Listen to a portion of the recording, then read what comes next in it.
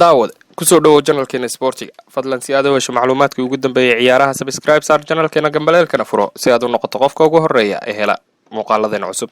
Assalaamu calaykum waraxmatullaahi tacaala wabarakaatu. daawadayaal kusoo dhawaada barnaamijkeena falanqaynta ciyaaraha. qodobada barnaamijkeena maanta aad ku maqli doontaan waxaa kamid ah Liverpool oo dogsatay qorshe ay Virgil van Dijk kaga hor istaagayso kooxihii xiisaha u qabay. 5 saxiix oo Manchester United la saxiixin karto xagaaga. Edward Woodna uu ballan qaaday Ilkay Gundogan oo ka shafay qaabku Jordan Klopp kaga hor istaagay ku biirista kooxda Liverpool. Philippe Coutinho oo si maldahan uga gaaray mustaqbalkiisa go'aan. Paul Pogba oo si lama filaan ugu soo laabanaya shaxda kooxda kubadda cagta ee Manchester United. waqtiga la ciyaari doona kulanka West Ham iyo Manchester City ee baaqday oo la ogaaday. Barcelona xaqiijisay muddada uu Osama Dembele ka maqnaan doono garoomada Barcelona mise Napoli. Fabio Cannavaro oo saadaaliyay kooxda u soo bixi doonta wareegga xiga ee tartanka Champions League. Chelsea mise Bayern Munich. Michael Ballack oo saadaaliyay kooxda wareegga xiga u gudbi doonta wareegga Champions League. Atletico Madrid oo ka walwalsan dhaawacyo 7 xidig oo seegi kara kulanka Liverpool ee Champions League. qodobadaas ayaad ku maqli doontaa intuu barnaamijkeena hawada ku jiro. waani waa Dalmar Cabdi Diiriye kusoo dhawaada mar kale iyo barnaamijkeeni ciyaaraha.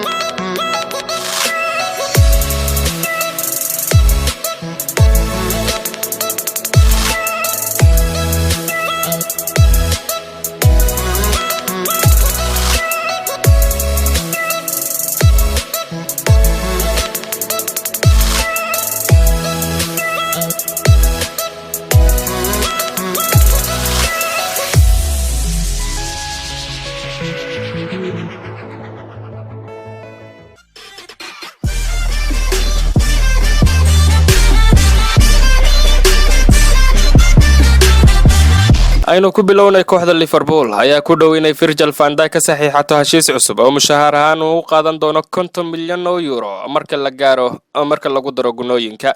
Van Dijk ayaa noqday saxiixii ugu qaalisanaa suuqii January 2018 isagoo kooxda ugu soo biiray lacag dhan 75 milyan oo euro. xidiga ayaa sidoo kale noqday xidigii ugu mushaharka badan kooxda markii uu qalinka ku duugay 5 sanadood iyo bar toddobaadkii uu ku qaadan doono 125 milyan oo kun ogini.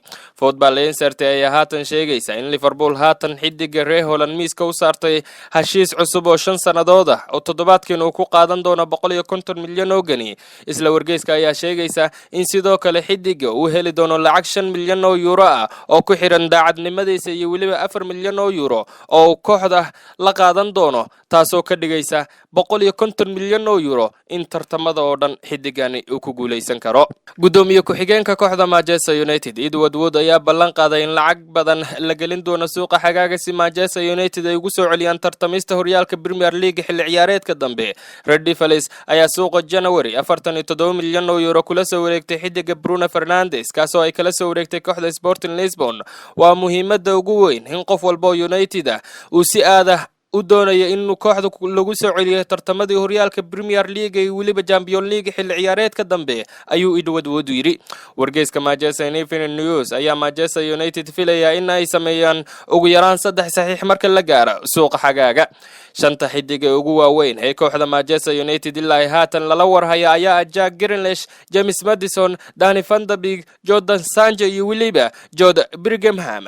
qaar ka badan oo kamid ah saxiixyada ayaa laga yaabaa inay dhicin sabab la xiriirta lacagta ka dhiman ciyaaryahanka ama lagu burburin karo. laakiin waxa shaki la'aan ah in Manchester United ay iibin doonto Paul Pogba dhamaadka xilli ciyaareedkan, taasoo la micno ah in lacagta Paul Pogba lagu iibiyo lagu soo iibin doono xidigahaasi qaar kamida.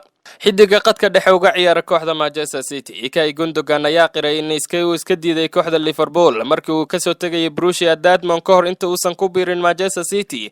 Ilkay Gundogan ayaa Borussia Dortmund ka soo hoos ciyaaray tababaraha haatan Liverpool Jurgen Klopp, laakiin xidigan qadka dhexe ayaa iska diiday inuu ku biiro kooxda Liverpool iyo macallin Jurgen Klopp. Liverpool ayaa fursad u heshay saxiixa Ilkay Gundogan saxiixiisa 2016. Xidigan ayaa iska diiday inuu mar kale ka hoos ciyaaro Jurgen Klopp. Waxaan rumaysanahay tayada nafta oo mar walbana waxaan doonayaa inaan tayadayda naftayda aad u sii hormariyo. waxaan 4 sanadood oo cajiiba la qaaday Jurgen Klopp. waxaan jecelahay qofnimadiisa iyo tababar ahaantiisa, laakiin waxaan dareemayay inaan ka hoos ciyaaro tababar kale. waxaan doonayay inaan mar kale inta Borussia Dortmund isaga awgiis aan uga tago. Arintan ayaana sabab u ah in haatan markana aan iska diido kooxda kubadda cagta ee Liverpool maadaama uu isaga laylinayay. xidiga qadka dhexe uga ciyaara kooxda Bayern Munich Philippe Coutinho ayaa si maldahan ugu gaaray kulaabashada kooxda Liverpool, iskana diiday inuu ku laabto Anfield weyn si loo weyn loola xiriirinay xilli ciyaareedkii hore. Coutinho ayaa 5 sanadood ka ciyaaray Anfield Road ka hor inta uusan ku qasbin inay ka iibiso Barcelona suuqii January, laakiin waxa uu ku fashilmay kooxda Barcelona. xidiga 27 jirka ayaa haatan amaah ugu jooga kooxda Bayern Munich kadib 1 sanadood uu joogay kooxda Barcelona, waxaana lala xiriirinay inuu ka tagay kooxda Barcelona xagaaga. dhanka kale Liverpool ayaa noqotay kooxda ugu fiican Yurub tan iyo markii uu ka tagay kooxda, iyadoo haatan ku dhow yahay inuu ku guuleysto horyaalka Premier League markeedii ugu horeysay muddo 30 sanadood. Philippe ayaa sidoo kale amaanay qaab ciyaareedka kooxdiisii hore Reds, sidoo kale sheegay inuu doonayo inuu dib ugu laabto, laakiin aanu doonaynin inuu gadaal u soo noqdo, una doonaya inuu hore u socdo kaliya. Coutinho oo la hadlaya Sporting Illustrated ayaa yiri Liverpool haatan way duuleysaa, arintaasna la yaab ma laha sababtoo ah waxay xilli ciyaareedkii hore soo bandhigeen wacdaro Champions League. lama yaabin qaab ciyaareedka sababtoo ah waxay haystaan xidigo fiican iyo tababaro fiican. waan ku faraxsanahay qaab ciyaareedkooda sababtoo ah waa saaxiibadeedii hore. isagoo hadalkiisa sii wata ayaa yiri anigu ma eegaya halka dambe ee waxaan ku jiraa wado haatan aan ku soo laabanayo. waxaan doonayaa inaan hore u sii socdo, aan horriyadayda ka dhabeeyo. waxaan doonayaa inaan hore u sii socdo oo aanan dib u soo noqon, ayuu yiri. arinkani ayaa sheegay in Philippe Coutinho uusan doonaynin inuu dib ugu soo laabto Anfield Road, taasoo xilliyadan dambe lala xiriirinayay. wararka ka imaanaya dalka England ayaa sheegaya in Paul Pogba si lama filaan ugu soo laabtay dhaawacii uu ka maqnaa muddadii badnayd ee xilli ciyaareedkan. xidiga qadka dhexe Paul Pogba ayaa la sheegay inuu ciyaari karo kulanka Manchester United la ciyaari doonto kooxda Manchester City kana tirsan Premier League. Pogba ayaa ku maqnaa dhaawac kuraanta xilli ciyaareedkan, taasoo uu ka maqnaa 3 bilood ka hor inta aan qalin marin, haatan muddo bil ah uu ka maqnaa garoomada. wargeyska Daily Mail ayaa sheegaya in xidigan qadka dhexe rajaynayo inuu tababarka buuxda ku soo laabto toddobaadyada soo socda kadib markii uu ka soo kabsaday dhaawaca. Pogba ayaa rajaynaya in kulanka 8 March kooxda Manchester City ay la ciyaarayso kooxdiisa United uu diyaar u noqdo. xiriirka Premier League ayaa si rasmi ah u xaqiijiyay waqtiga cusub ee Manchester City iyo West Ham ay ciyaari doonaan kulanka Premier League ahaa ee baaqday Arbacadii. kulankan ayaa ka tirsanaa toddobaadkii 26 ee horyaalka Premier League, laakiin waxaa la baajiyay kulankan sabab la xiriirta jawiga xumaa dartii.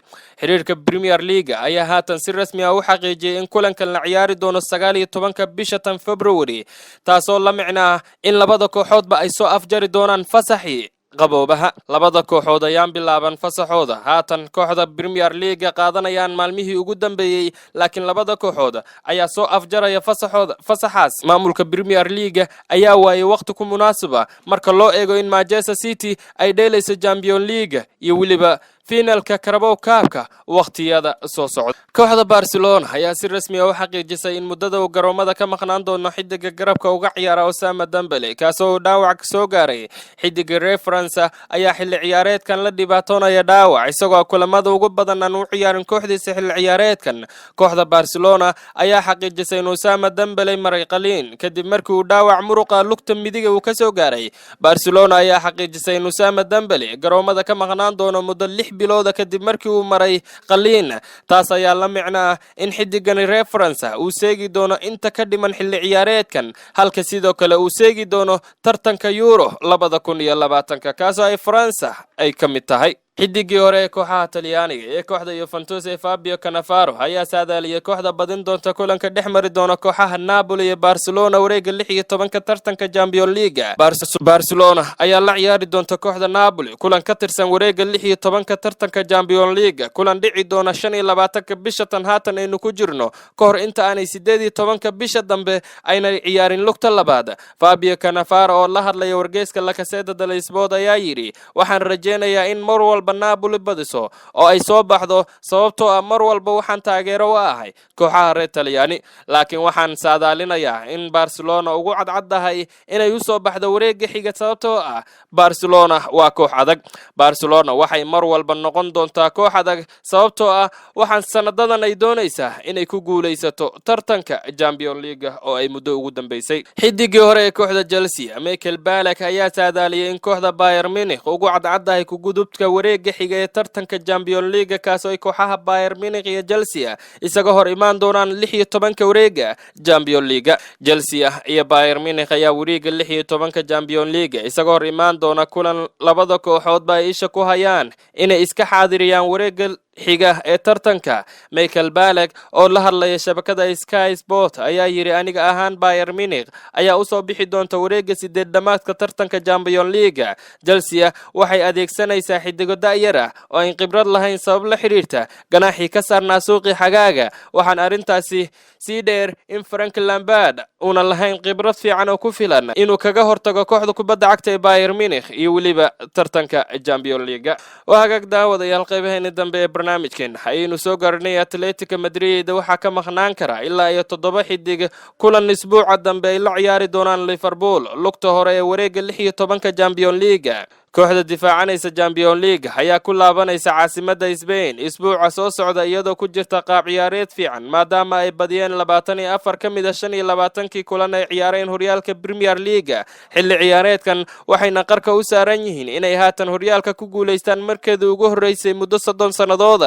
taas beddelkeeda Atletico Madrid ayaa ku dhibaatoonaysa horyaalka La Liga iyagoo badiyay kaliya 10 kulan 23 kulan ay ciyaareen waxayna 13 dhibcood ka dambeeyaan kooxaha hogaaminaya horyaalka ee Real Madrid. daafacooda ayaa si aad u adag iyagoo sida Liverpool laga dhaliyay 15 gool xilli ciyaareedkan, laakiin waxay dhaliyeen kaliya 23 gool marka loo eego 60 ay dhalisay Reds. mid ka mid ah sababta ay Atletico Madrid goolal badan u dhalinin ayaa ah dhaawacyada Diego Costa, Alvaro Morata iyo Joao Felix. weeraryahankii hore Chelsea Diego Costa ayaa dhaawac ku maqan tan iyo bishii November iyo jariirada AS ay sheegtay inuu fursad meel dheer ah u haysto in kulanka Liverpool u ciyaaro. Morata ayaa isna dhaawac qumaarka ugu maqan tan iyo horaantii bishan, halisna lama gelin karo kulanka ay Jimcaha u safrayaan Valencia, halka da'yarka reer Portugal dhaawac uu muruqa ka soo gaaray kulankii Valencia. Trippier oo wacdara dhigay tan iyo markii uu wareegay Spain ayaa la qalay gumaarka waxa uu halis ugu jira inuu seego labada kulan ee kooxda Liverpool ay la dheelayaan ee Champions League. daafaca dhexe Jose Gimenez ayaa isna shaki ku jira maadaama uu seegay 4 kulan ee ugu dambeysay horyaalka. inkastoo la qiimeyn doono ka hor kulanka Valencia, Santiago Arias iyo Hector Herrera ayaa iyagana shaki ku jiraan taam ahaanshahooda inkastoo ay tartan ugu jiraan inay taam noqdaan kulanka Jimcaha ay Valencia la dheeli doonaan. وهاجك داود يعني أنت سيكون جاي برنامجك فلنقيت عيارها إني هي نجوا الدلمن عبد الديرية أنت كان مدلا مدك وكل مدونه وحنا إذا كتجينا. السلام عليكم ورحمة الله تعالى وبركاته.